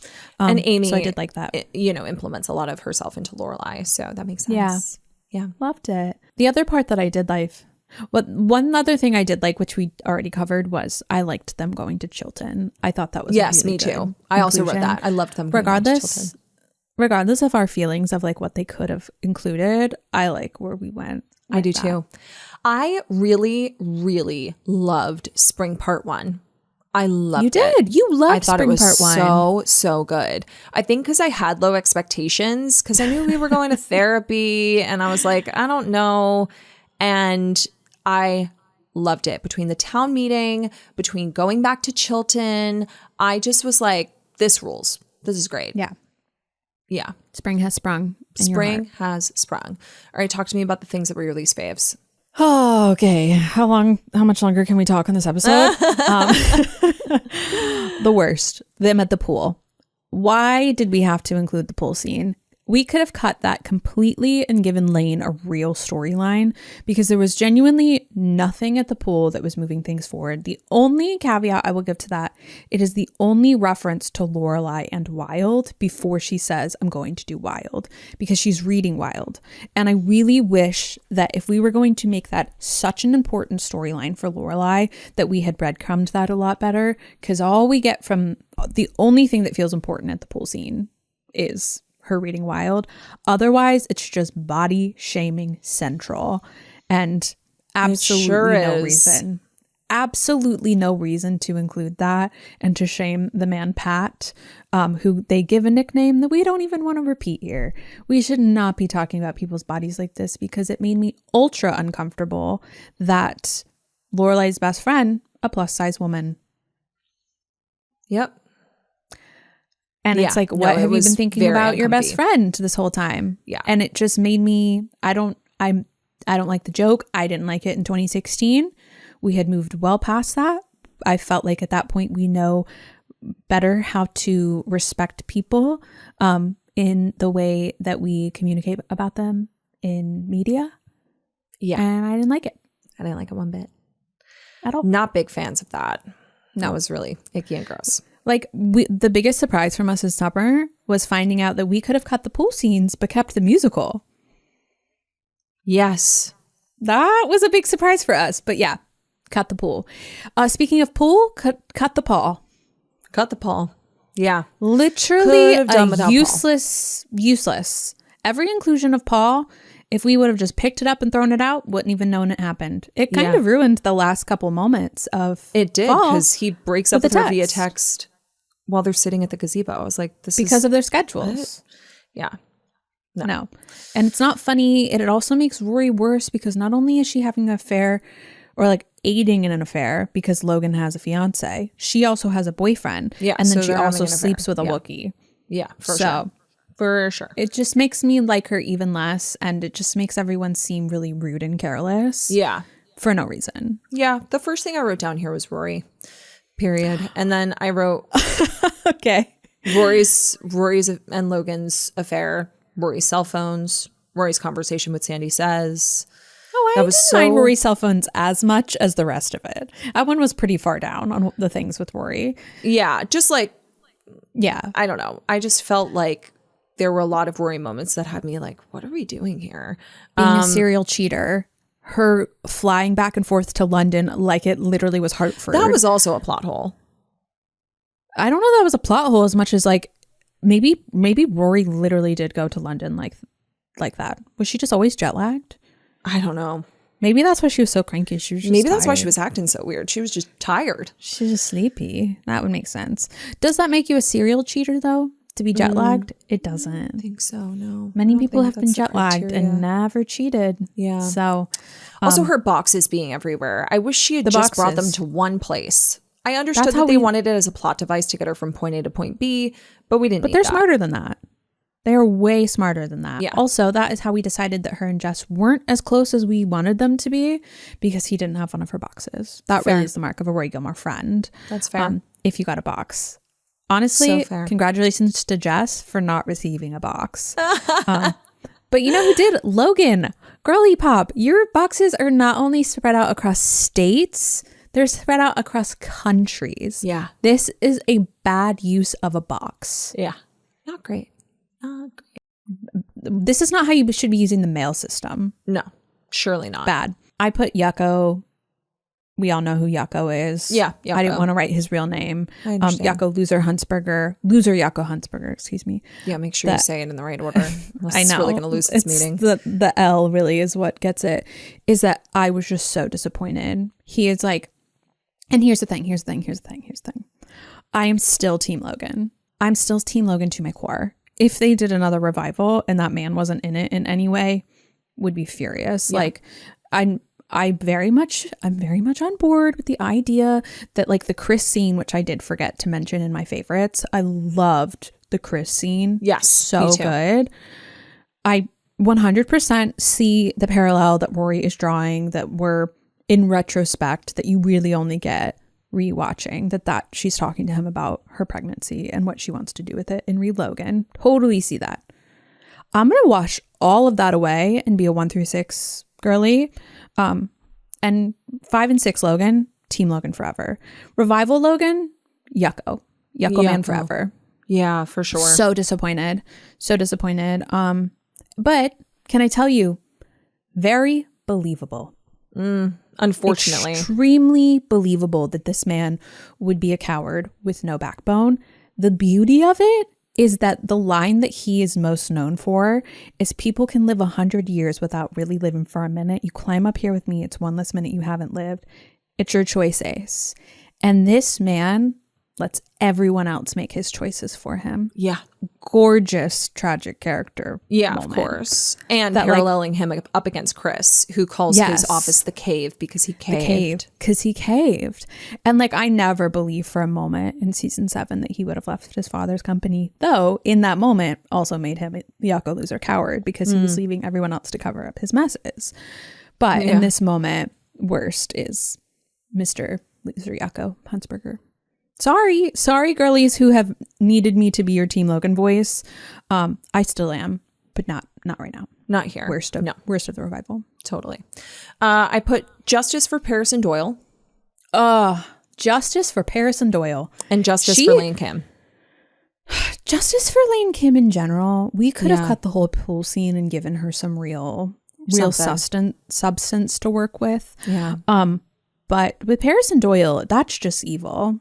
Like, to have, like, especially because we just covered ATX earlier this summer, like, because it was the 10-year anniversary of them all coming back together for this reunion after the series, before the revival. Big moment.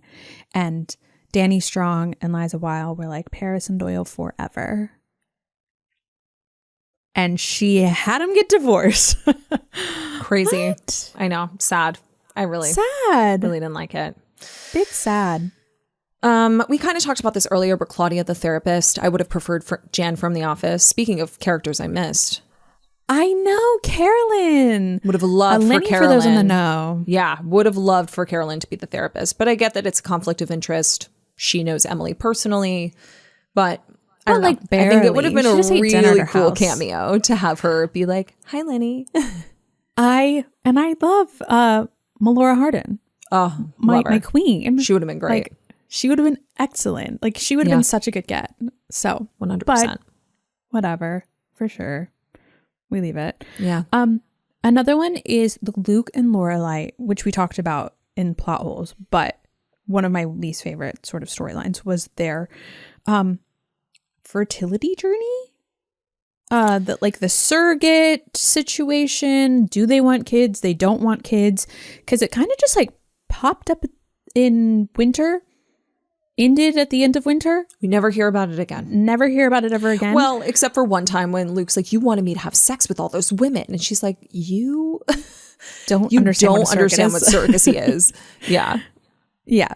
Which like that's a funny little joke. But that we spent so much time and so much angst in their relationship on this moment, because so much of what was going on for them at that time, and then continued to only create more and more tension between them throughout the year, if you will. Yeah. Was this. It started with this. And it was like, why? I know. And why did we bring it up? For me, it was also that him exploding on her at the diner about, what I said earlier in the plot holes about her basically setting up their life so that it's separate, and everything with April. Oh, April's mine. I'll take care of her. I don't want your money, kind of a thing. Also, plot holes. Where was April? Yeah. At the wedding. At the wedding. Yeah. Where was Luke at April's graduation? Where was Emily? Yeah. But their whole storyline, like, I love that I think that it makes sense that there's conflict there, only to bring them back together. But it does feel a little rinse and repeat from not only season 6, but also season 7 and then the revival. So I really, like, part of why I didn't like it is because it was so short-lived. I think that was a lot of the storylines here, is they happened and they were resolved right quick, or they happened and there was no resolution, or they happened and they happen. Like, but that one particularly, it was like, I was like, oh, did they talk about this again? Let's watch out for this after winter. Never brought it up again. And it seemed like a really big deal. I did like that was how we met Paris, but like, no, I'm with you. I'm so with you. Smarter conflict could have been created. Yeah, I agree.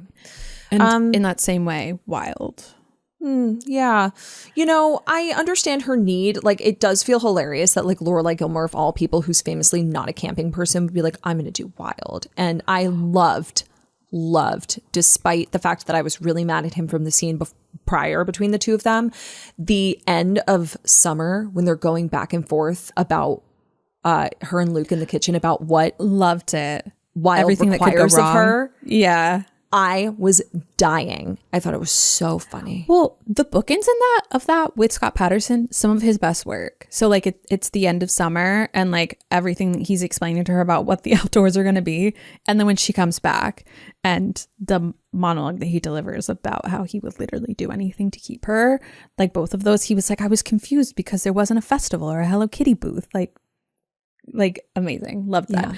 I think for me, let me walk it back. It is kind of one foot in each of them.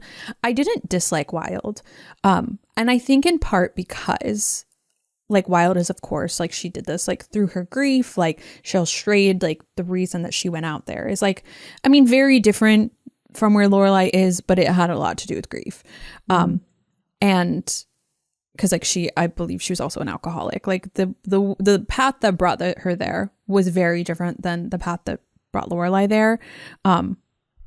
But there was an element to including Wilde that offered a real earnestness to the feeling of grief that could have been washed over, but I feel like was impacted because Amy, between the end of the series and the beginning of the revival, also lost her father. So I wonder what element of that came from her experience, came from what she wanted to say about that loss through a character who like didn't have a great relationship with him, and more so needed to, in that loss, heal something with her mother as opposed to her father. I do think that there's like a real earnestness, real also humor, like you said before about Lorelai going out in nature and there not being a Hello Kitty booth. Like the coffee was going to be very difficult to make hot. She was going to have to eat freeze-dried meatballs. Like, not Lorelai Gilmore at all. But I think the other part of it is the other side of like, we could have been building up into this, like for the only real Wilde reference to be that she was reading it at the pool. And if you didn't see it, you didn't see it. I didn't see it until you told me about it. Yeah. You were like, she was reading Wilde. And I was like, what? Yeah. Totally missed that. Yeah. And unless you're like, what books are these girlies reading? Like I do in everything I watch. Yeah. Like you don't really see it. And I wish there was more of a buildup. Like we needed to see her reading it in a bunch of different locations to eventually get it. Like be holding it with her. Like she's going to Luke's to get coffee. She's holding Wilde. She's at therapy. It's in her bag. Like it needs to like be very present. And maybe it needed to be like someone gave it to her. How she found Wilde. Did she just pick it up? I think that because that really is like the crux of her calling her mom and offering up that great story and that fantastic scene that is wild that it was not Emmy nominated. Also wanting to finally commit to Luke and get married. It was so big for her, but it was like such a small lead up, such a small like screen time, like such a small portion of her story that I think that's why I was disappointed in it, because I was like, it's there. Like the element of it is there, but I needed more. Like even two of them to have been watching the movie. Like, well, like, this is nothing like the book. Yeah. Like, something like that. Yeah, something. I totally agree with you. We needed a little more build up there. And I think it's because I liked Fall so much. Yeah. And I was like, oh, this is great. Why weren't we doing this in the other episodes? Like, totally agree. Why weren't we building up to this? So I think that I have a very one foot out about Wilde. Yeah. I think it stands next to the musical in that way for me as well. Yeah. The last thing I put was that I really wanted the Chilton conflict with Francie to be better. I famously didn't really... We're not there at all. Yeah. I understood like the symbolism of Francie coming in the bathroom and the three of them being in the bathroom together. The bathroom together. And arguably the last time we saw Francie was kind of amidst this conflict, which I famously hated during season 3. So I was never really going to be drawn to this conflict. But I just didn't love all the dialogue. But I love Paris. When I said bathroom yanking, I meant when she yanks people into the bathroom. That was like a wild thing to just say. Thank you so much for clarifying. But no, because like she was yanking people in and like to have that scene 100%. But like you said, the best part of that was Paris slamming that foot. Slamming her foot against the door and then when also showing us her open. Empty briefcase. Yes. But the dialogue with Francie was like, it was such a callback to I Solemnly Swear. Yeah. It was such a callback to season 3, the way they used to speak to each other. We, I think, get like a What's Your Damage, Heather reference and like, you know, a West Side Story reference. Like we get some callbacks to that. I just wish it had been a little more the clever. Thing I don't really know. There was that we wish that Francie would have moved on and Paris was like coming at her like high school, but Francie was like, what are you even talking about? Yeah, that was like totally literally years and years ago, a decade ago. that was like the only part of it that I like maybe wished. But well, I do like that they kind of fall back into their high school selves. Yes. What I really didn't like was Paris being like, oh, so are you and Rory in cahoots again? Cahoots? I was like, what? No, it didn't really make sense. Yeah. But yeah. Well, you know what this has really made me realize? It's like, oh, we really need to do a What If the revival. We do. We need to do like a rewrite. Oh God, there's so many things that I'm like, oh, if we did this and put this here and brought this around this way. But we're going to save that for another episode. We'll have to, because we've been talking for a long time. We've been talking for a really long time. We do still have some things to offer. Very quickly, our fave and least fave episodes. I just did one for my fave, which I spoke to earlier, which is Fall Part 2. It's brilliant. And I said the way that we last broke it down, night, it's literally like in the the halfway point between every episode. We start with Petal of the Pig running through the town. It's fall.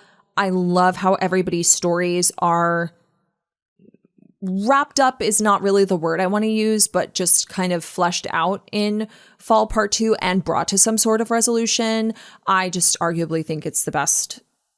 It's the best episode. It's the best episode. It captures the magic that we talked about a couple weeks ago in that Gilmore to Consider episode with Dusty calling in. Yeah. That like the rest of it didn't really get.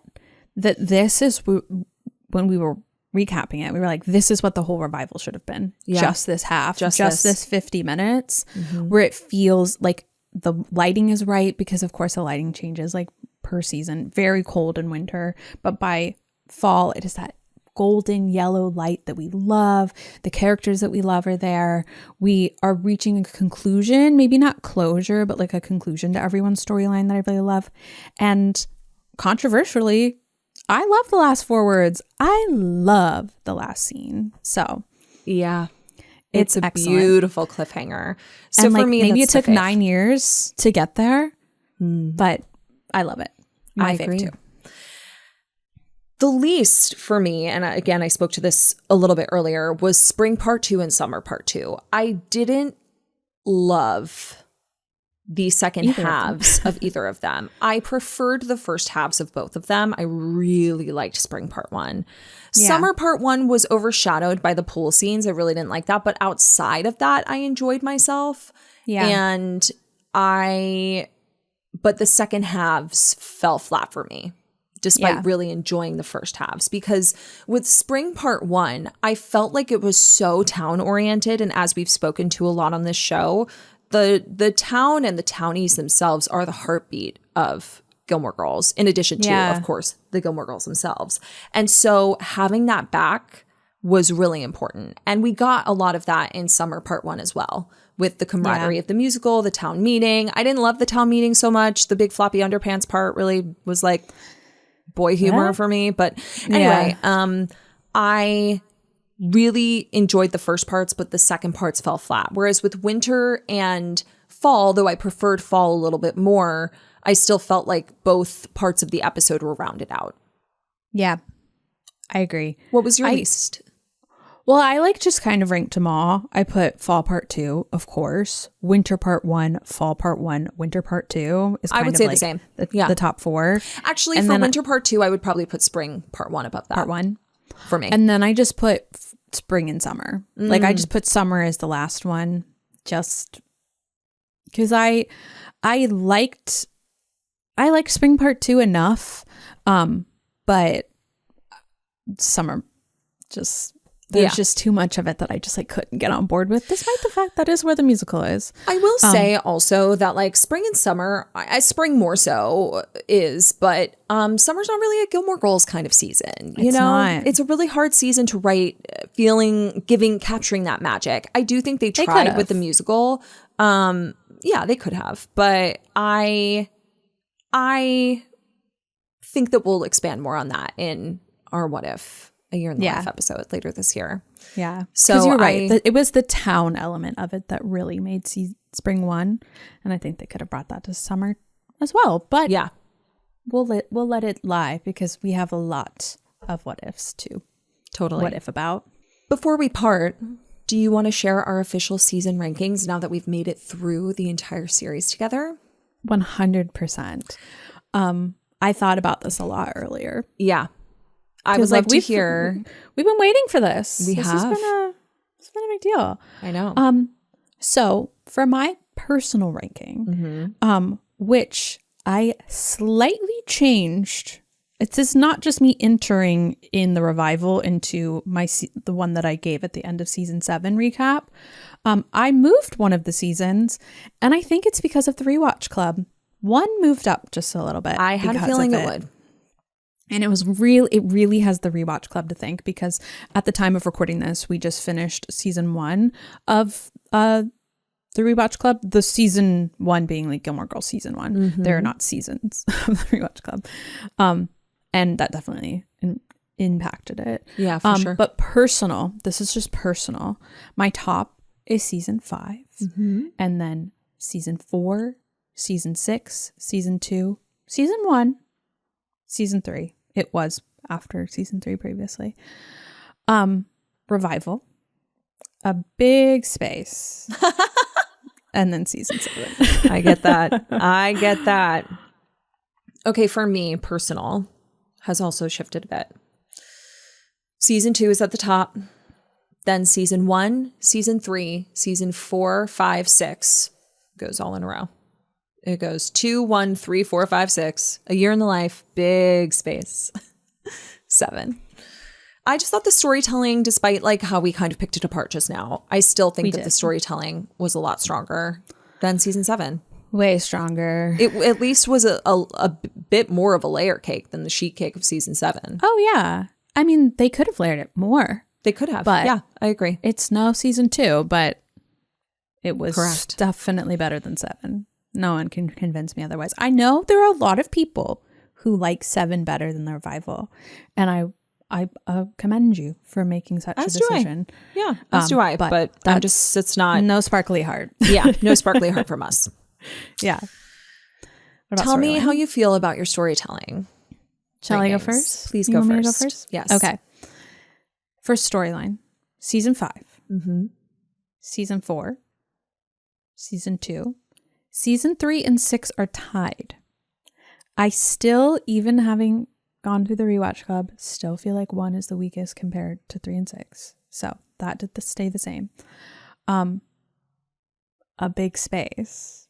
Revival 7. Yeah. On a storytelling level, A Year in the Life, what I will give them, and what I guess I'll throw to season 7 as well, is the lack of resources that they had. And yes. So it's hard to rank them from a storytelling perspective, especially A Year in the Life, because I'm like, well, I think that's why I put it before the space and personal, is because I was like, I personally understand what has happened here and I still love it. And I think that I am in a very particular camp of Gilmore Girls fans who watched it in its original run, waited the not full 9 years and then got it. I'm not like a binge watcher who watched season 7, episode 22, and then immediately started A Year in the Life. I feel like that's a very different experience. A very different experience. So I do have that nostalgia aspect where I spent like the whole time crying because I was back in the place that I loved so much. Yeah. So I think that is why it's before the big space for personal, but with storytelling, it is after the big space because the resources aren't taken into account. It's just the storytelling. I agree. Okay. For storytelling, season 5 and season 2 sit on the same plane for me.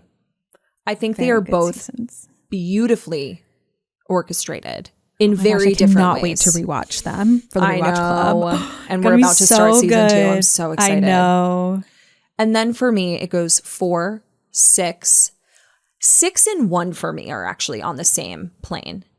Okay. Season 3 is after that because I just find season 3, though the first half of it, first 9 episodes-ish, are some of the best of Gilmore Girls.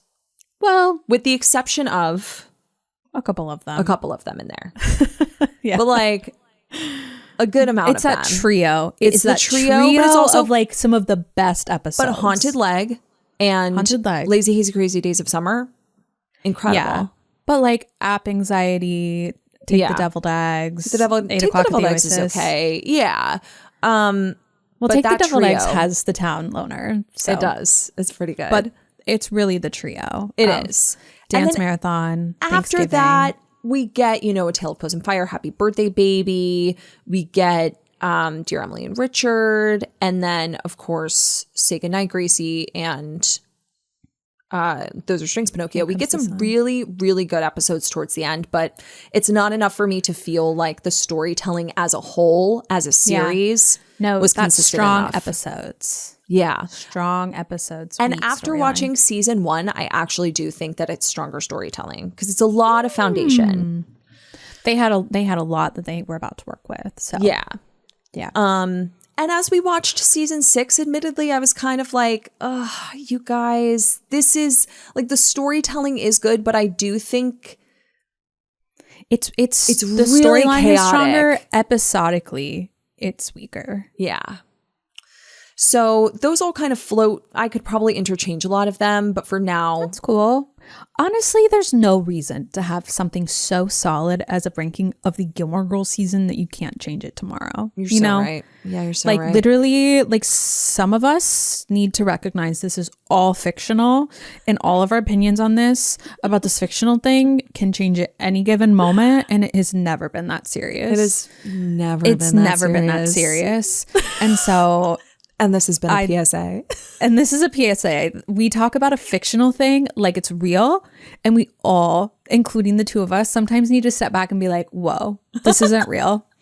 This is not real. Correct. So if you tomorrow were like, you know what? The best season of this is episode 11 from season 6. That's the best thing that's ever happened in the show. I will applaud you for your conviction in that. Thank you. Yeah, just do whatever you want. It's all made up. It is. This is whose line is it anyway? Yeah, it's all made up, and the points don't matter. It's true.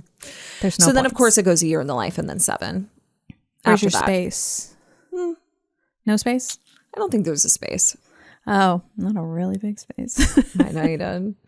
And I think maybe it's because I came on so strong back in 2002. 2002? Nope. I probably came on really strong. She was 10 and coming on real strong. I had quite a personality. I was 9 for most of 2002. I was only 10 for a very, very small portion of it, like 28 days. That's true. But like 28 days. 28 days later. But in 2022, when we did our rankings, which I kind of want to do rankings revisited for like everything we ranked in that episode. We need to re-listen to that. We have to. It's going to be so different. Like if there's something that you know about me, if you've been listening to this podcast for more than this episode, I love the drama.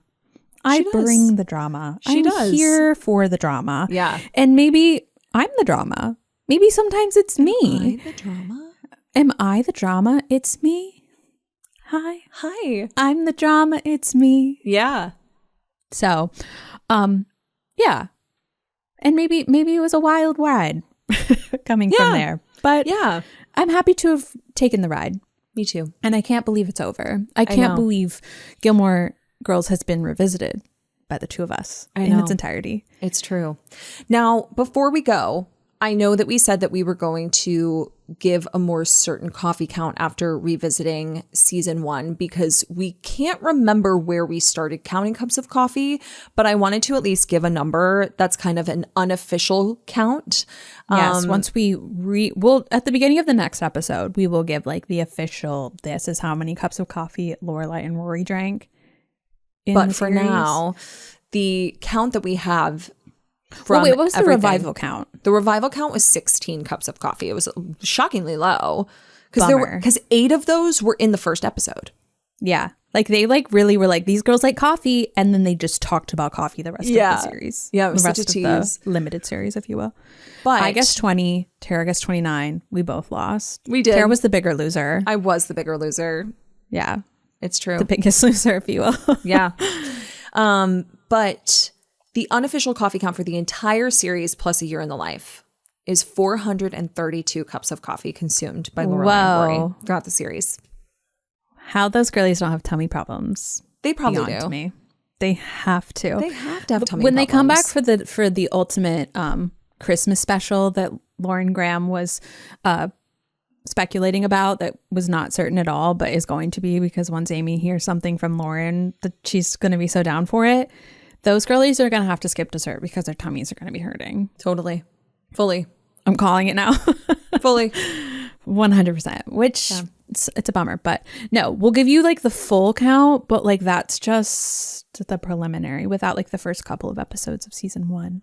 I'm trying to remember where that all when we started. So we'll figure it out. But that is our year in the life recap. And really we'll have the finale more, of the Gilmore kind of finale Revisited. of Patreon, of Gilmore Revisited.